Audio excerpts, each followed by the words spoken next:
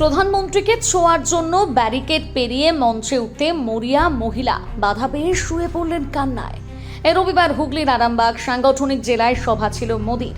হরিপালে প্রধানমন্ত্রী যখন ভাষণ দিচ্ছেন তখন এক মহিলা ব্যারিকেড টপকে প্রধানমন্ত্রীর মঞ্চে ওঠার চেষ্টা করেন। প্রধানমন্ত্রী নরেন্দ্র মোদীকে ছোঁয়ার চেষ্টায় ব্যারিকেড টপকে মঞ্চে ওঠার চেষ্টা করেন সেই মহিলা।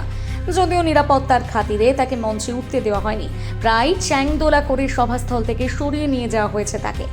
রবিবার হুগলির আরামবাগ সাংগঠনিক জেলায় সভা ছিল মোদির। হরিপালে প্রধানমন্ত্রী যখন ভাষণ দিচ্ছেন তখন এক মহিলা ব্যারিকেড টপকে প্রধানমন্ত্রীর মঞ্চে ওঠার চেষ্টা করেন। বিজেপির সূত্রে খবর, তিনি পদ্ম শিবিরের কর্মী। মহিলা পুলিশ কর্মীরা তাকে টেনে নিয়ে যাওয়ার চেষ্টা করেন, কিন্তু প্রধানমন্ত্রীর কাছে যাওয়ার জন্য শুয়ে পড়েন মহিলা। যেতে দাও, যেতে দাও, যেতে দাও বলতে থাকেন তিনি। তাকে টানাটানি করতে থাকেন দলের মহিলা কর্মীরা এবং পুলিশ।